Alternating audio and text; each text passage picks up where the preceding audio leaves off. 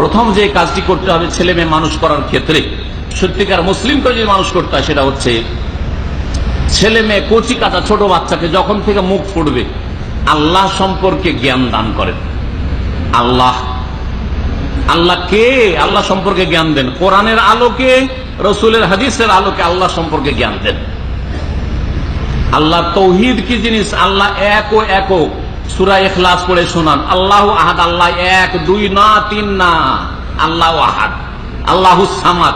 আল্লাহ কারো মুখাপেক্ষী নন, সবকিছুই মুখাপেক্ষী তার।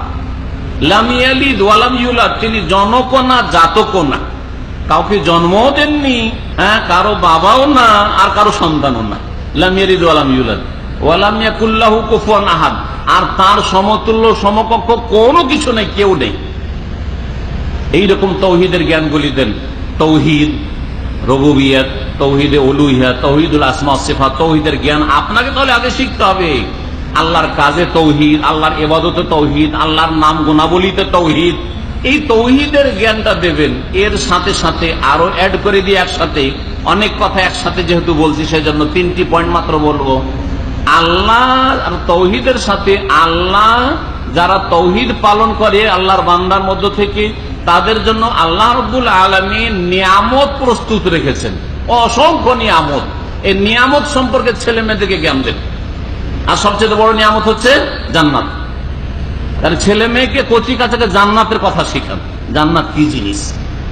একটা ছেলে মাকে বাপকে এক গ্লাস পানি দিল, ছোট বাচ্চা, বলেন যে তুমি এটা দিয়ে জান্নাত পাবে, এই যে জান্নাতটা ওখানে শিখলো। একটা ছেলে পট করে দেখছেন যে মাকে গাল দিয়ে দিল, দেখছেন আপনার সামনে, বা আপনাকে গাল দিয়ে দিল, অথবা বেয়াদবি করলো, দুষ্টামি করছে, পড়ে না, কোরআন পড়তে বলছেন, পড়তে বসতে বলছেন, লেখাপড়া করে না, বলেন যে দেখো এরকম দুষ্টামি করলে কি আছে জানো, আল্লাহ কিন্তু জাহান্নাম তৈরি রেখেছেন। এইভাবে কচি কাচাকে যখন জান্নাত জাহান্নামটা ওই 1 বছর 2 বছর 3 বছর বয়সে মগজে ঢুকিয়ে দেবেন, জীবনে আর জান্নাত জাহান্নাম বের হবে না মগজ থেকে। ঈমান বসে গেছে, তাকে কেউ আর নাস্তিক তৈরি করতে পারবে না, তাকে কেউ কাফের আর মুশরিক তৈরি করতে পারবে না, তাকে কেউ ধর্ম নিরপেক্ষ তৈরি করতে পারবে না, বোঝা গেছে, সেকুলার বানাইতে পারবে না, বরং সে সত্যিকার মুসলিম তৈরি হবে। আল্লাহ সম্পর্কে, আল্লাহর তৌহিদ সম্পর্কে, আল্লাহর জাত সিফাত সম্পর্কে, এবং আল্লাহ পাকের নিয়ামত আর সাজা শাস্তি সম্পর্কে। দুনিয়াতে আল্লাহ সাজা শাস্তি আছে অন্যায় করলে, আখিরাতে আযাব শাস্তি আছে, কবরের জীবনে আযাব শাস্তি আছে, বিচার হবে, একদিন হিসাব হবে ইত্যাদি। ভাই বোনে ঝগড়া করছে, এরকম যদি ঝগড়া মারামারি করো, কিয়ামতের দিন বিচার হবে, আর তোমার নেকিগুলি কেটে তোমার ভাইকে দিয়ে দেবে, বোনকে দিয়ে দিবে। কচি কাচাদেরকে এগুলো শিখান। এটা হচ্ছে 1 নম্বর কাজ, যা খুব সংক্ষেপে বললাম। নবী মুহাম্মদ রাসূলুল্লাহ সাল্লাল্লাহু আলাইহি সাল্লাম তার সাহাবায়ে কেরামগণ ছেলে মেয়েদের এইভাবে প্রতিপালন করেছেন, এইভাবেই প্রতিপালন করেছেন। ছোট ছোট বাচ্চাদেরকে আল্লাহ দ্বীন সম্পর্কে শিখিয়েছেন। হালাল হারাম শিখান, এটা হালাল এটা হারাম। মিথ্যা কথা বলবো, বললেন যে এটা হারাম, জাহান্নামে যেতে হবে। সত্য কথা যদি বলে, ভালো কাজ করে, উৎসাহিত করবেন, জান্নাত পাওয়া যাবে।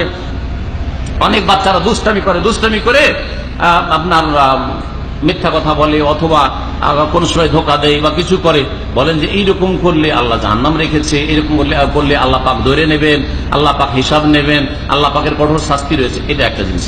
দ্বিতীয় যে বিষয়টি, যেটা ছেলে মেয়েদের প্রতিপালন ক্ষেত্রে অত্যন্ত জরুরি, সেটা হচ্ছে যে আপনি ছেলে মেয়ে পাওয়ার আগে থেকেই নেক সন্তানের জন্য দোয়া করবে আল্লাহর কাছে, রবের কাছে দোয়া করতে হবে। কারণ দোয়া মুমিনের একটা বড় শক্তিশালী অস্ত্র। যে অস্ত্র যেমন আমার কাছেও আছে, আপনাদের কাছেও আছে, সমান সমান আছে। আপনারও দোয়া, আমারও দোয়া, সবার কাছে ওই অস্ত্র আছে। গরিবের কাছে আছে, আমিরের কাছে আছে, সবার কাছে আছে। দোয়া করেন ছেলে মেয়েদের জন্য। ছেলে মেয়ে হওয়ার আগে থেকে দোয়া করেন, বিয়ে করার আগে থেকে দোয়া করেন, বিয়ে করার পর দোয়া করেন, ছেলে মেয়ে হয়ে যাওয়ার পরে দোয়া করেন, ছেলে মেয়ে বড় হয়ে যাচ্ছে তাও দোয়া করতে থাকেন। এই ক্ষেত্রে নবীদের ইতিহাস তুলে ধরুন, নবীরা কি করেছেন। ইব্রাহিম আলাইহিস সালাম ছেলে সন্তানের জন্য দোয়া করেছেন না করেন নাই? শুধু সন্তান চেয়েছেন না নেক সন্তান চেয়েছেন? কি বলেছেন? রব্বে হাবলি মিনাস সালিহিন, আল্লাহ আমাকে নেক সন্তান দান করো। কি দান করো? নেক সন্তান দান করো। ফাবাশশারনাহু বিগুলামিন হালিম, আল্লাহ বলছেন তখন তাকে ধৈর্যশীল বালকের সন্তানের সুসংবাদ দিলাম, ইসমাইলকে দান করলেন। নবীর ছেলে নবী হইলেন। দোয়া ইব্রাহিম আলাইহিস সালাম খলিলুল্লাহ, তিনিও নেক সন্তানের জন্য দোয়া করেছেন। কোরআনী দোয়া এগুলো আছে।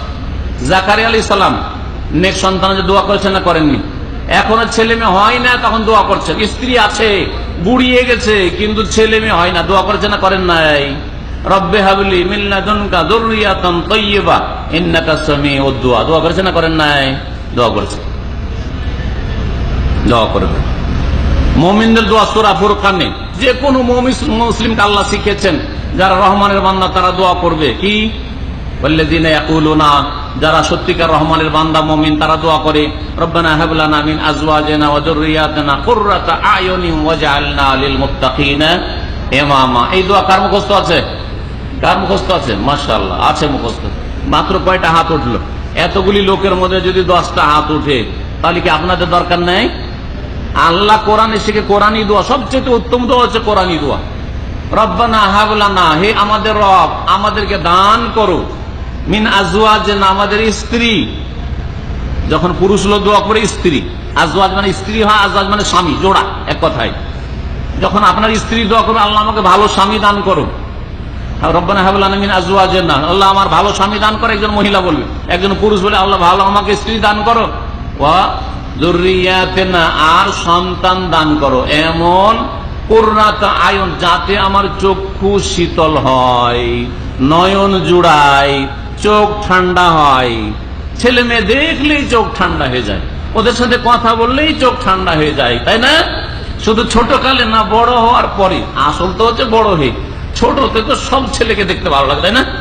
ছোট কালে সব ছেলে মেয়েকে বাপ মা আদর করে, সবাই বড় বড় আশা করে রাখে।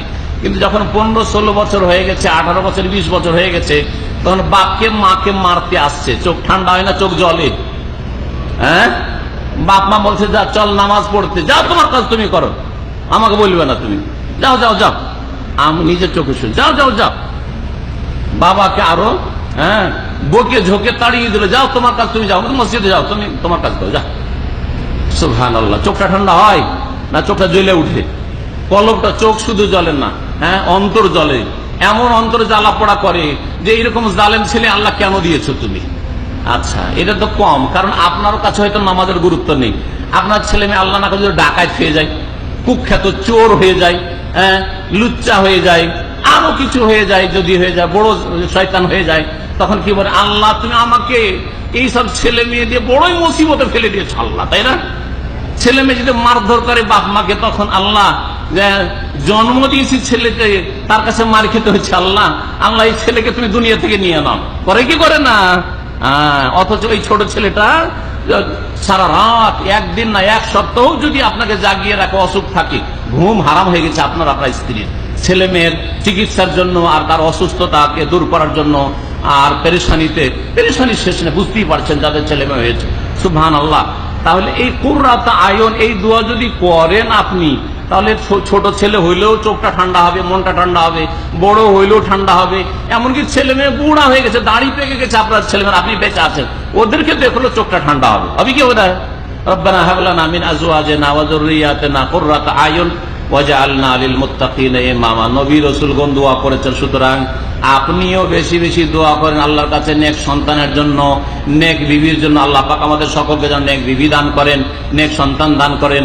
যারা বিবাহিত তাদের আল্লাহ জীবনে বরকত দান করেন, তাদের ছেলে মেয়েদের পরিবারে আল্লাহ বরকত দান করেন। যারা অবিবাহিত তাদেরকে আল্লাহ নেক স্ত্রী এবং ছেলে মেয়ে দান করেন। আল্লাহ পাক রব্বুল আলামিন যেন আমাদের দুনিয়া আখিরাতের ভালো করেন। 3 নম্বর কাজ যেটা, সেটা হচ্ছে আপনাকে একজন বাপ হিসাবে এবং আপনার স্ত্রীকে একজন মা হিসাবে ছেলে মেয়েদের জন্য উত্তম আদর্শ, আইডিয়াল নমুনা হইতে হবে। নমুনা হইতে হবে জীবনের প্রতিটি ক্ষেত্রে। এখন কেমন নমুনা? উত্তম নমুনা হইতে হবে, উত্তম আদর্শ হইতে হবে। আপনি যদি খারাপ আদর্শ হন, আপনি নামাজ পড়তে যান না, ফজরের সময় শুয়ে থাকছেন, আপনার ছেলে মেয়ে তো দেখছে যে আমার বাপ বয়স 40 আর তারপরে ফজরে ঘুমিয়ে থাকছে, আর তারপরে আপনার বয়স যখন 50, আপনার ছেলে মেয়ের বয়স তখন হয়তো 15 বা 20 ধরেন, 20 বছর 15 বছরের ছেলেকে যদি বলেন চল ফজরে নামাজ পড়তে চল, তো ওই ছেলে আপনার কাছ থেকে কি শিখবে বলেন তো দেখি? যে আব্বা বলতে লজ্জা লাগে না?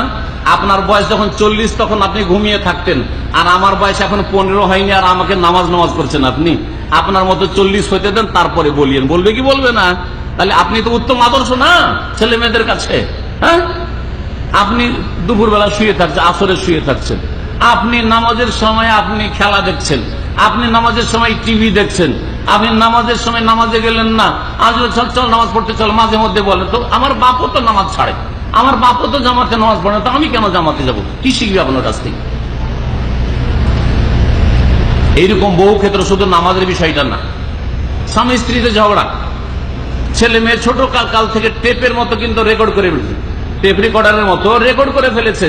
আমার মা বাপ আমাদের সামনে শুধু ঝগড়া করে। কি শিখলো আপনার কাছ থেকে? ওই 5 বছর 6 বছর 7 বছরের ছেলেরা এগুলোই শিখেছে। বাপ মা মারামারি করতো, আমার বাপ আমার মাকে মারতো, আমার মা আমার বাপকে গাল দিত খুব খারাপ খারাপ ভাষা দিয়ে, এগুলোই শিখেছে। যার ফলে বড় হওয়ার পরে আপনার মেয়ে তখন পরের ঘরে গিয়ে স্বামীকে গাল দিতে শিখেছে, আমার মাকে গাল দিতে দেখেছি, আমার বাপকে দিত, আমিও শিখেছি। আর আপনার ছেলেও শিখেছে যে বিয়ে করে নিয়ে আসলে খুব মারধর করতে, কারণ আমার বাপ খুব মারতো আমার মাকে, সুতরাং আমাকেও মার দিতে হবে, একটু বাঁকা হইলে স্ত্রীকে না মারলে সোজা হবে না, ঠিক না? এগুলো শিখাচ্ছেন আপনি, এগুলো শিখাচ্ছেন আপনি ছেলে মেয়েকে।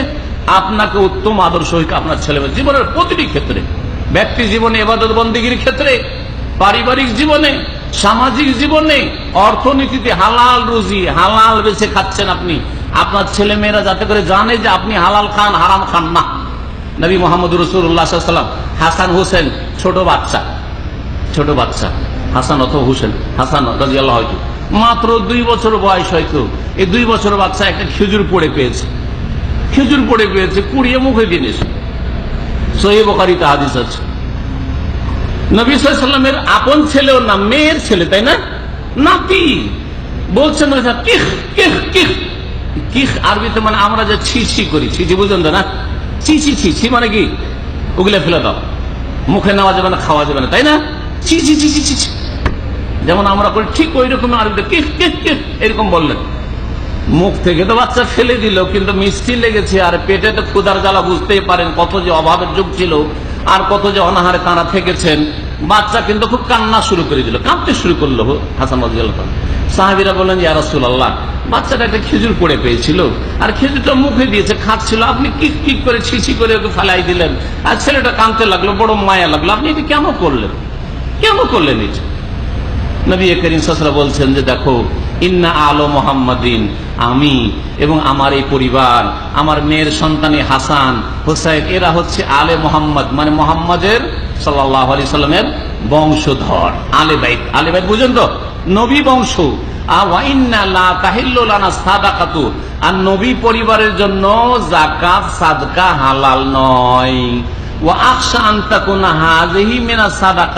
আর আমি ভয় করলাম যে কি জানি এই খেজুরটা যদি জাকাতের খেজুর, সাদকার খেজুর হয়ে যায়, আমার এই নাতিটা হারাম খেয়ে মরবে, অথচ 2 বছরের বাচ্চা। এই ছেলে কি শিখলো ছোট থেকে, কচি বাচ্চা, যে আমাকে হারাম খাওয়া চলবে না, আমার নানা শিখিয়েছেন, ঠিক কিনা? আপনিও যদি ওই রকম নানা হইতে পারেন, আপনিও যদি ওই রকম দাদা হইতে পারেন, আপনিও যদি ওই রকম বাবা মা হইতে পারেন, তাহলে আপনার ছেলে মেয়েরও ছোট থেকে শিখে নিয়েছে যে একটা পয়সা হারাম খাওয়া যাবে না, একটা পয়সা বেইমানি করা খাওয়া যাবে না, একটা সুদের পয়সা খাওয়া যাবে না, ঘুষের পয়সা খাওয়া যাবে না, আত্মসাৎ করা যাবে না, কারো টাকা পয়সা ধার নিয়ে এইরকম বাহানা করা যাবে না। হ্যাঁ, কাঁধে বোঝা চেপে আছে, মরে গেলে সব গুণ আল্লাহ মাফ করবে, কিন্তু ঋণের বোঝা আল্লাহ মাফ করবে না, জাহান্নামে জ্বলতে হবে। এই সব কথা আপনাকে আপনার লাইফে আপনার ছেলে মেয়েদেরকে, কচি কাচাদেরকে শিখাইতে হবে। আল্লাহ পাক রব্বুল যেন আমাদের সকলকে তৌফিক দান করেন ছেলে মেয়ে প্রতিপালন করার, আল্লাহ যেন তাদের ইসলামী তরবিয়ত করার তৌফিক দান করেন। আল্লাহ রব আমাদের সমস্ত গুনাহ খাতা যেন মাফ করে দেন। সময় শেষ হয়ে যাচ্ছে বলেই বিষয়টিকে এখানে সংক্ষেপ করলাম, না হলে এই বিষয়ের উপর আমাদের আরো আলোচনা আছে, যারা শুনতে চান শুনতে পারবেন। এছাড়াও ভালো আলেমদের কোরআন এবং হাদিসের আলোচনা যারা করেন, তাদের নেটে আজকাল আলোচনা করে ছেলে মেয়েকে কেমন করে মানুষ করবেন। আল্লাহ যেন আমাদের সকলকে ছেলে মেয়ে ভালোভাবে মানুষ করার তৌফিক দান করেন, তাদেরকে সত্যিকার মুসলিম বানাবার তৌফিক দান করেন। আল্লাহ আমাদেরকে নেক জীবন দান করেন, আমাদের পরিবার ছেলে মেয়েকে নেক জীবন দান করেন, আমাদের সকলকে একসাথে আল্লাহ পাক জান্নাতুল ফিরদৌস নসিব করেন। আল্লাহ যেন আমাদের জান্নাতুল ফিরদৌসে উচ্চ স্থান দান করেন, জাহান্নামের আযাব থেকে আমাদেরকে, আমাদের পরিবার পরিজনকে, ছেলে মেয়েকে রক্ষা করেন। রব্বানা হাব লানা মিন আজওয়াজিনা ওয়া যুররিয়াতিনা কুররাতা আয়ুনি ওয়াজআলনা লিল মুত্তাকিনা ইমামা। রব্বানা ইগফির লানা ওয়া লিইখওয়ানিনা আল্লাযীনা সাবাকুনা বিল ঈমান ওয়া লা তাজআল ফী কুলুবিনা গিল্লাল লিল লাযীনা আমানু রব্বানা ইন্নাকা রাউফুর রহিম। সুবহানা রাব্বিকা রাব্বিল ইজ্জাতি আম্মা ইয়াসিফুন ওয়া সালামুন আলাল মুরসালিন ওয়াল হামদুলিল্লাহি রাব্বিল আলামিন।